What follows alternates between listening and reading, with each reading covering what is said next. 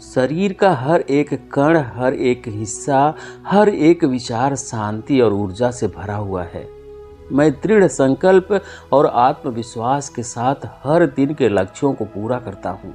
मैं अपनी कमजोरी को अभ्यास में बदलता हूँ, चिंता को ध्यान में बदलता हूँ। मैं उत्साह और ऊर्जा से भरा हूँ, लगातार अपने लक्ष्यों पर काम करता हूँ। ऐसे शब्द जब तुम खुद से कहोगे तो तुम शक्तिशाली महसूस करने लगोगे और तुम्हारी सारी चिंताएं खत्म होने लगेंगी। दोस्तों, आपने कई सारे विद्वान, गुरुओं और सन्यासी महात्मा लोगों से सुना होगा कि शब्दों में बहुत ताकत होती है। वह कहते हैं शब्दों में इतनी बड़ी ताकत होती है कि वह हमारे जीवन का रूप बदलने में सक्षम है। पर जब हम और आप यह सुनते हैं तो हमारे मन में एक सवाल उठता है कि क्या यह सच है? क्या सिर्फ बातों से हम अपने और दूसरों के जीवन को बदल सकते हैं? जबकि हकीकत में तो कहा जाता है कि सिर्फ बातों से कुछ भी नहीं होता। ईश्वर भी उसी की मदद करता है जो लोग कुछ कर दिखाने में यकीन रखते हैं। तो सिर्फ शब्दों से बदलाव कैसे आएगा? तो अब इस हालत में हम किसकी सुने? हम क्या करें? हम बात और शब्दों पर ध्यान देना छोड़ दें और सिर्फ कर्मों पर ध्यान दें, या कहीं ना कहीं बातें और शब्दों का भी कुछ महत्व है? दोस्तों, अगर आप भी अपने जीवन में कभी न कभी इस दुविधा में फंसे हैं तो आज की यह कहानी आपके लिए बनी है। आज हम यही जानेंगे कि शब्दों का हमारे जीवन में कितना बड़ा किरदार होता है और क्या वह सच में हमारे जीवन का रंग रूप बदल सकता है या नहीं। तो चलिए शब्दों की यात्रा पर निकलते हैं और जानते हैं कि कैसे शब्दों का जादू हमें अपनी ओर खींचता है और कैसे केवल शब्दों से हमारा जीवन एक नया रूप ले सकता है। क्योंकि हमारी बातें एक इंसान को बना भी सकती है और बिगाड़ भी सकती है। दोस्तों, एक नगर में एक बौद्ध भिक्षु रहते थे और वह बहुत ही ज्ञानी और बड़े शांत स्वभाव के थे। उनकी यही बात ही उनकी विशेषता भी थी। एक बार वह बौद्ध भिक्षु नगर वासियों को उपदेश दे रहे थे। कह रहे थे कि तुम्हारे अंदर जीवन बदलने की शक्ति होती है। अपने शब्दों से अपना जीवन बदलो। हम जो भी शब्द अपने लिए या दूसरों के लिए कहते हैं या जो भी बातें करते हैं उस पर हमें ध्यान देना चाहिए। इतना कहकर वह बौद्ध भिक्षु अपना उपदेश समाप्त किए और वहां से चले गए। फिर एक दिन वह बौद्ध भिक्षु एक मार्ग से होकर गुजर रहे थे और उसी मार्ग से एक युवक भी गुजर रहा था। उस युवक ने जब उस बौद्ध भिक्षु को देखा तो जोर जोर से हंसने लगा और कहने लगा, महाराज, आप तो ढोंगी हैं। आपके यह कहने से आपकी बात सत्य नहीं हो जाएगी कि शब्दों में बड़ी ताकत होती है। ये सब सिर्फ बातें हैं। भला ऐसे कैसे हो सकता है कि शब्दों से हमारा जीवन बदल सकता है? उस युवक की सारी बातें उन बौद्ध भिक्षु ने ध्यानपूर्वक सुनी और उसके बाद मुस्कुराते हुए उस युवक से बोले कि बेटा, नाथ से ही तो यह पूरी दुनिया प्रकट हुई है और अच्छे शब्दों के पीछे भी नाथ ही होता है जो पूरा जीवन बदल देता है। वह बौद्ध भिक्षु उस युवक से कहते हैं, देखो, मैं तुम्हें अपना अनुभव बता रहा हूँ, लेकिन फिर भी तुम्हें यकीन ना हो तो तुम इसे खुद आजमा कर देख सकते हो। उन बौद्ध भिक्षु की यह बात सुनकर युवक थोड़ा सा गंभीर हुआ और उसने काफी देर तक सोच विचार किया। उसके बाद उन बौद्ध भिक्षु से कहता है कि हे गुरुवर, अगर ऐसी बात है तो आप मेरे साथ चलिए। मेरा छोटा भाई है जिसकी उम्र करीब 30 वर्ष है और उसे न जाने क्या हुआ है। वह करीब 4 वर्षों से कुछ भी नहीं करता, बस लेटा रहता है। दिन भर वो कुछ न कुछ सोचता रहता है। उसकी यह हालत देखकर हम सब बहुत परेशान हैं। माता पिता भी बहुत चिंतित रहते हैं। हम सभी ने कई तरीके अपनाए, कई योजनाएं बनाई, लेकिन कुछ भी काम नहीं आया। हमने कई बार उससे बात करने की कोशिश की, लेकिन वह हमसे कुछ भी नहीं बताता। परिवार का हर सदस्य पूरी तरह से थक चुका है, हार मान चुका है कि आखिर वह क्या करना चाहता है। किसी को कुछ नहीं पता तो हमारे शब्दों से उसका जीवन क्यों नहीं बदला। और जैसा कि आप कह रहे हैं कि शब्द सचमुच जीवन बदल सकते हैं, तो क्या आप मेरी मदद करेंगे? इस पर वह बौद्ध भिक्षु मुस्कुराते हुए उस युवक के साथ चल पड़ते हैं। वह युवक उन बौद्ध भिक्षु को एक खेत में ले जाता है और अपने भाई की तरफ इशारा करते हुए कहता है, हे गुरुवर, यही मेरा भाई है जो पूरे गांव में आलस और मक्कारी के लिए मशहूर है। आप कहते हैं कि शब्दों में वह शक्ति है जो हमारा जीवन बदल सकती है, तो क्या आपके शब्द इसका जीवन बदल सकते हैं? अगर यह सत्य है तो आप इसका जीवन बदल कर दिखाइए। उन बौद्ध भिक्षु ने उस युवक के भाई को ध्यानपूर्वक से देखा। वह एक पेड़ की छांव में आराम से सो रहा था। जब बौद्ध भिक्षु उसके पास पहुंचकर और आराम से उसके सर पर हाथ फेरते हुए कहते हैं, उठो बेटा, बहुत देर हो चुकी है, यह सोने का समय नहीं है, यह तो जागने का समय है। बौद्ध भिक्षु की आवाज़ सुनकर वह लड़का थोड़ा सा आश्चर्य में पड़ गया कि आखिर यह कौन है जो मुझे इतने प्यार से जगा रहा है, वरना सभी गांव वाले तो मुझे आलसी और मक्कार कहते हैं। आखिर कौन है जो मुझे इतना अपनापन दिखा रहा है। उसने आंखें खोली और आंखें मलते हुए उसने पूछा कि हे गुरुवर, आप कौन हैं और यहाँ क्यों आए हैं। इस पर वह बौद्ध भिक्षु उस युवक से कहते हैं कि बेटा, यह सवाल तो मैं तुमसे करना चाहता हूँ। तुम कौन हो, यही तो तुम्हें जानने की आवश्यकता है। उन बौद्ध भिक्षु की बात सुनकर वह लड़का जोर से हंसता है और कहता है कि हे गुरुवर, यदि आपको मेरे बारे में जानना है तो जाइए और जाकर गांव के किसी भी सदस्य से पूछ लीजिए, आपको पता चल जाएगा कि मैं कौन हूँ। आपसे हर कोई यही कहेगा कि वह तो आलसी है, मक्कार है, तरह तरह के ताने सुनाएंगे, तरह तरह की बातें बताएंगे। इससे आपको यह जरूर यकीन हो जाएगा और पता भी चल जाएगा कि मैं कौन हूँ। बौद्ध भिक्षु मुस्कुराते हुए उस लड़के से कहते हैं, सबसे पहले मेरी एक बात सुन लो। मेहनती इंसान के खुद के शब्द उसे अंदर से चोट पहुंचाते हैं, इसलिए कभी भी अपने आप को कोसो मत, अपने शब्दों को सुधारो। और मेरी यह दूसरी बात भी सुन लो कि मैंने उन गांव वालों से नहीं पूछा कि तुम कौन हो, मैं तो तुमसे पूछ रहा हूं कि तुम कौन हो। लेकिन तुमने तो मुझे अपनी आदतें बताई। आलस तुम्हारी पहचान नहीं है, ये तो तुम्हारी आदत हो सकती है, और इंसान नहीं, उनकी आदतें खराब होती हैं। इसलिए तुम आलसी और मक्कार हो, ये तो तुम्हारी आदत है। बस इतनी सी बात है जो गांव वाले नहीं समझ सकते हैं। यह सारी बातें सुनकर वह लड़का थोड़ा सा आश्चर्यचकित रह गया, क्योंकि गांव वाले हमेशा उसे मक्कार, आलसी और तरह तरह के ताने ही सुनाते थे। फिर उन बौद्ध भिक्षु की ये बात सुनकर उस लड़के की आंखों में आंसू आ गए। वह तुरंत ही दोनों हाथ जोड़कर उन बौद्ध भिक्षु की चरणों में गिर गया और उसने कहने लगा, आप सत्य कहते हैं, यह मेरी आदत ही है और इस आदत से मैं बहुत परेशान हूँ। मैंने बहुत कोशिशें की, लाखों उपाय किया, लेकिन मैं इस आदत से छुटकारा नहीं पा सका। इन आदतों से बाहर आना बहुत कठिन है। मैंने कई बार आलस छोड़ने का प्रयास किया, पूरी कोशिश की, लेकिन कोई लाभ नहीं हुआ। मैं जब भी कोई कार्य करने की कोशिश करता हूँ तो पता नहीं क्यों मेरा मन कहीं और जाने लगता है, मेरा दिमाग किसी और दिशा में कार्य करने लगता है और मैं उस काम पर ध्यान ही नहीं दे पाता हूँ। मैं क्या करूँ, मुझे कुछ भी समझ में नहीं आता है। जब भी मैं किताबें पढ़ने की कोशिश करता हूँ तो मुझे नींद आने लगती है। मन में एक अजीब सा दर्द होने लगता है। ऐसा लगता है कि मेरा जीवन यूं ही व्यर्थ जा रहा है, और जब मैं इस दर्द को बर्दाश्त नहीं कर पाता हूं तो मैं सो जाता हूं, ताकि जब मैं उठूं तो मुझे दर्द का महसूस ना हो। अब तो मुझे यह भी यकीन हो चुका है कि मैं इन आदतों से कभी बाहर नहीं निकल सकता। ये आदतें मुझे नहीं छोड़ने वाली। बौद्ध भिक्षु उस लड़के से कहते हैं, बेटा, यदि तुम इस आलस की आदत को छोड़ना चाहते हो तो मैं तुम्हें एक सही उपाय बता सकता हूँ, लेकिन उसके लिए तुम्हें कल सुबह मुझसे मिलना होगा, तभी वह तरीका मैं तुम्हें बताऊंगा। यदि तुम उस तरीके को सीखना चाहते हो तो कल सुबह मेरे पास चले आना। इतना कहकर वह बौद्ध भिक्षु वहां से चले गए। लेकिन उन बौद्ध भिक्षु की सारी बातें उस लड़के के कानों में गूंज रही थी। वो यह समझ नहीं पा रहा था कि आखिरकार बौद्ध भिक्षु उसे कौन सा मार्ग दिखाने वाले हैं। वह कौन सा ऐसा उपाय बता देंगे जिससे मेरे जीवन से आलस्य खत्म हो जाएगा।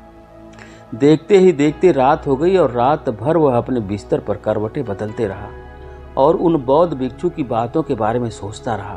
इसी प्रकार देखते ही देखते सुबह हो गई और वह लड़का उन बौद्ध भिक्षु के पास जा पहुंचा।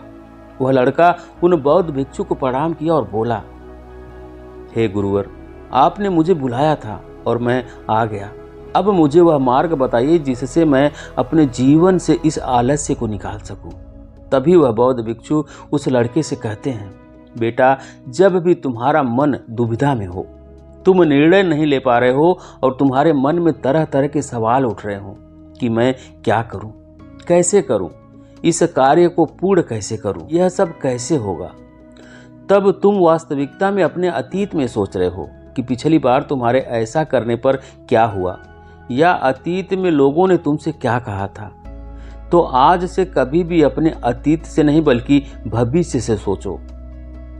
इस पर वह लड़का कहता है, भविष्य से? भला वो कैसे? तभी बौद्ध भिक्षु उस लड़के से कहते हैं, मान लो कि तुम्हें आज किसी भी चीज की कमी नहीं है, तुम्हारे पास वो हर चीज है जो तुम चाहते हो, वो सारी सुख सुविधाएं। तो अब बताओ तुम अपना जीवन कैसे व्यतीत करना चाहोगे।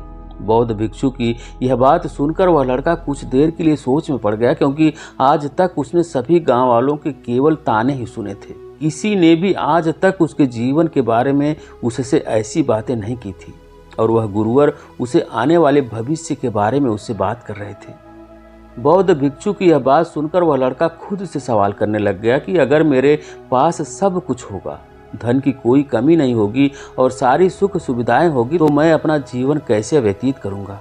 कुछ देर सोचने के बाद वह बौद्ध भिक्षु से कहता है कि हे गुरुवर, मैं यह दुनिया घूमना चाहूँगा, पहाड़ों पर चढ़ना चाहूँगा, समुद्र की रेत पर चलना चाहूँगा, और मैं एक बहुत बड़ा बिजनेसमैन बनना चाहूँगा। तभी अचानक उस लड़के का ध्यान टूट गया और बौद्ध भिक्षु से कहता है, परंतु हे गुरुवर, यह सब कैसे संभव होगा?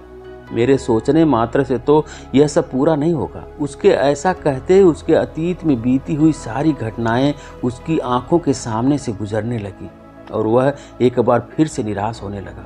और अब वो ये सोचने लगा कि मेरे पास ना तो पैसे हैं और ना ही मेरे पास बिजनेस करने का कोई अनुभव है, तो भला मैं बिजनेस कैसे कर सकता हूँ? ऐसी स्थिति में भला मैं यहाँ से कैसे निकल सकता हूँ?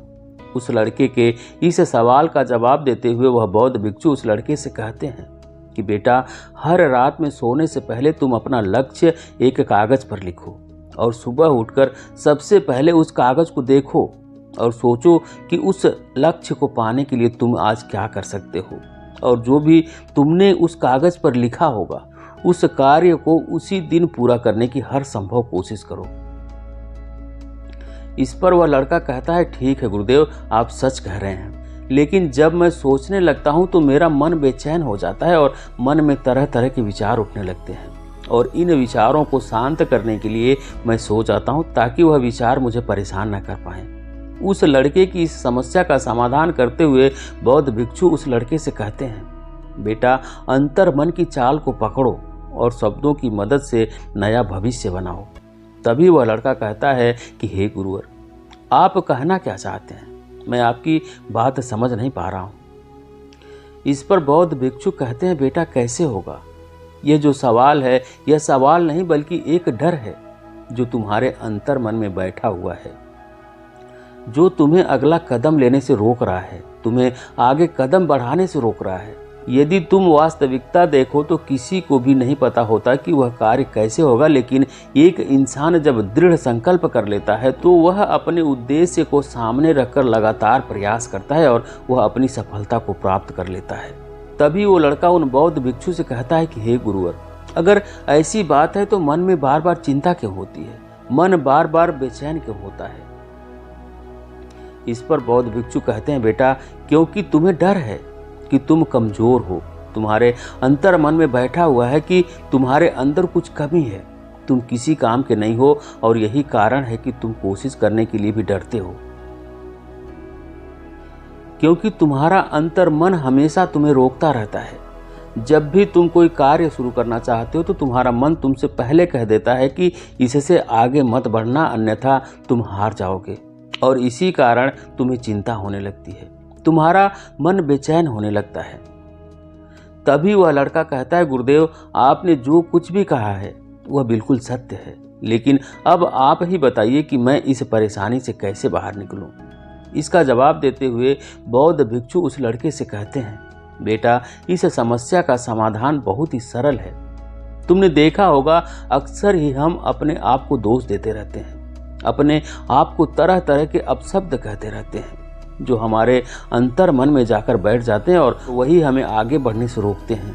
और इन शब्दों का हम पर बहुत ही गहरा प्रभाव भी पड़ता है, क्योंकि जैसा हम खुद से कहते हैं, जैसा हम भावनाओं के साथ सोचते हैं, हम वैसे ही बनते चले जाते हैं। इसलिए यदि तुम खुद को बदलना चाहते हो ताकि तुम भी काबिल बन सको, तो तुम्हें अपने अंतर मन को नए संदेश देने की ज़रूरत है।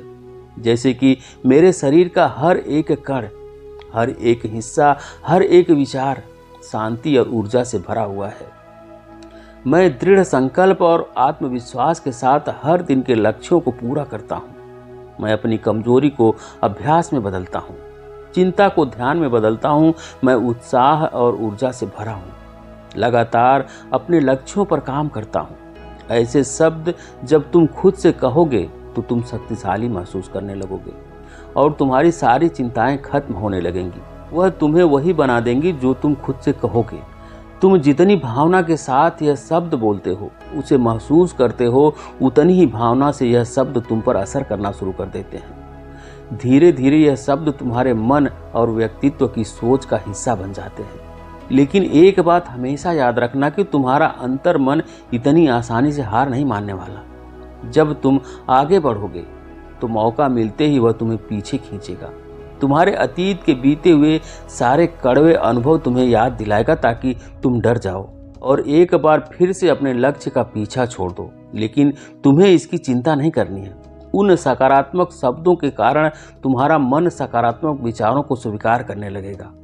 आगे बौद्ध भिक्षु उस लड़के को चेतावनी देते हुए कहते हैं, मेरी एक बात और याद रखना कि तुम्हारा ध्यान आलस्य पर नहीं होना चाहिए।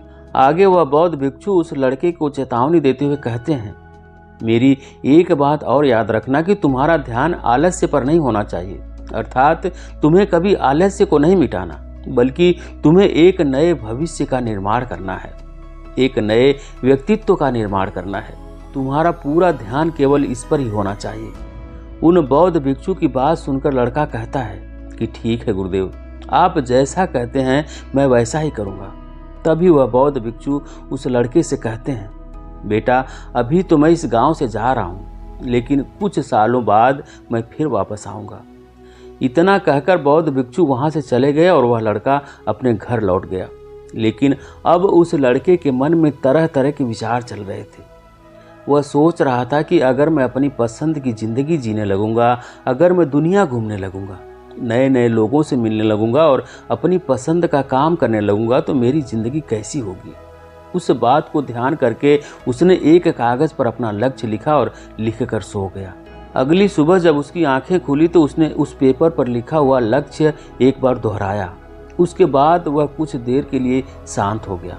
तभी उसे उन बौद्ध भिक्षु की बात याद आई कि तुम अपने लक्ष्य के लिए आज क्या कर सकते हो। उसने खुद से सवाल किया कि मैं आज अपने इस लक्ष्य को प्राप्त करने के लिए क्या कर सकता हूँ। तभी उसने एक बार फिर से उस पेपर की तरफ ध्यान दिया और उस पेपर पर लिखा था कि मैं बाजार जाता हूँ और लोग व्यापार करने की कौन सी चीज़ें, कौन से सामान लेकर आते हैं, मैं उन चीज़ों को देखता हूँ और उन चीज़ों को पता करता हूँ। वो पढ़ने के तुरंत बाद वो बाजार चला गया और अलग अलग दुकानों पर बैठा। उसे देखा लेकिन उसे कुछ समझ में नहीं आया, क्योंकि लोग अलग अलग व्यापार कर रहे थे, अलग अलग तरह की चीज़ें ले रहे थे और किसी ने उसकी कोई मदद नहीं की। वह बहुत उदास हो गया और निराश होकर वापस घर लौट आया। तभी उस लड़के को उन बौद्ध भिक्षु की एक और बात याद आई। शब्दों में बहुत ताकत है और शब्द हमारा जीवन बदल सकता है।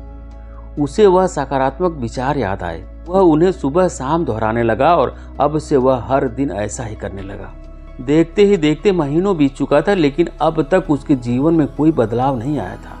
अब वह लड़का यह सोचकर निराश होने लगा था कि उसके जीवन में तो कुछ भी परिवर्तन नहीं हो रहा है। लेकिन कुछ महीनों के बाद उसे महसूस हो रहा था कि वो पहले से अब अच्छा महसूस कर रहा है। उसका दिमाग अब अच्छी तरह से सोच पा रहा है। वह पहले से ज़्यादा चलने फिरने लगा है। धीरे धीरे उसे समझ में आने लगा था कि जो लोग आगे बढ़ते हैं, महान कार्य करते हैं, उनकी सोच में कितना अंतर होता है। वे लोग हमेशा शक्तिशाली विचार सोचते हैं। दूसरों की छोटी सोच और डर से वह कभी प्रभावित नहीं होते। जब भी उनके सामने कोई मुश्किल आ जाती है तो वह घबराते नहीं, बल्कि उस समस्या का समाधान निकालते हैं। उस समस्या के समाधान पर ध्यान केंद्रित करते हैं और ना ही वह कभी किसी का इंतजार करते हैं। वह केवल खुद पर विश्वास करते हैं और तुरंत ही कदम आगे बढ़ाते हैं।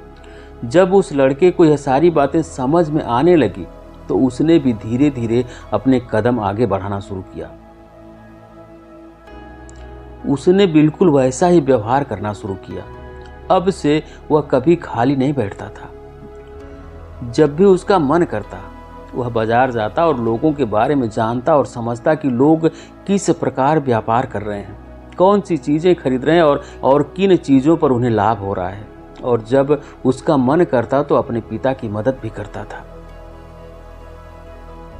वह अपने पिता के साथ मंडी में भी जाता और वहां जाकर मोल भाव करता। अब वो हमेशा कुछ न कुछ सीखने में ही जुटा रहता है। तभी एक दिन गांव में एक व्यापारी आया। उसे कुछ पढ़े लिखे नौजवान की ज़रूरत थी जो माल की गिनती कर सके और हिसाब रखने का काम कर सके। वह लड़का अपने लक्ष्य को जानता था कि उसे क्या पाना है। उसे समझ में आ गया था कि इस काम से उसे बहुत कुछ सीखने को मिलेगा। बेहिचक उस सेठ के पास पहुंच गया। वह जानता था कि उसे उस काम से बहुत कम पैसे मिलेंगे, लेकिन फिर भी वह काम करने के लिए तैयार था। अब उस लड़के की सोच पूरी तरह से बदल चुकी थी। अब वह बाकी लोगों की तरह नहीं सोचता था, बहुत ही ईमानदारी और समझदारी से काम करता था। देखते ही देखते करीब 4 महीने बीत गए और अब व्यापारी यह समझ चुका था कि नौजवान बहुत ही समझदार है और वह उसे व्यापार में बहुत मदद करता है। इसलिए उस व्यापारी ने उस लड़के को अपना सहायक बना लिया। उस व्यापारी ने देखा कि इस लड़के की दिनचर्या सबसे अलग है। ये हर दिन पढ़ता लिखता रहता है, सुबह उठकर ध्यान करता है, नई चीजें सीखता है, परेशानी आई तो भी विचलित नहीं होता। ये सबसे सम्मान से बात करता है और सबका आदर करता है। देखते ही देखते साल बीत चुके थे और अब तो व्यापारी उस नौजवान से बहुत खुश था। उसने धीरे धीरे उस नौजवान को व्यापार के सारे गुण सिखा दिए और देखते ही देखते वह लड़का अब एक छोटा सा व्यापारी बन चुका था।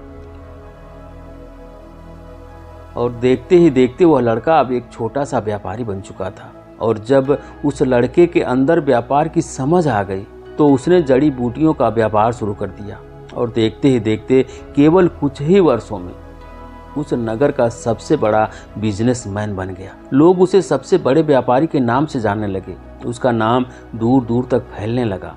करीब 5 वर्षों बाद जब वह वापस अपने घर लौटा तो लोग बहुत हैरान थे। उसे देखकर लोग बहुत अचंभित थे। उसके सारे जानने वालों ने उस लड़के से पूछा कि तुम इतना कैसे बदल गए। तब उस लड़के ने कहा कि गुरु ने सच कहा था कि शब्दों से हम अपना जीवन बदल सकते हैं। तो ये थी आज की कहानी दोस्तों। आपको कैसी लगी कमेंट करके ज़रूर बताएं। वीडियो को लाइक करें, शेयर करें और चैनल पर अभी तक नए हैं, चैनल को सब्सक्राइब नहीं किए तो प्लीज़ चैनल को सब्सक्राइब जरूर करें। बेल आइकन भी प्रेस कर लें ताकि आने वाली सभी वीडियो का नोटिफिकेशन सबसे पहले आपको मिले। वीडियो देखने के लिए बहुत बहुत धन्यवाद।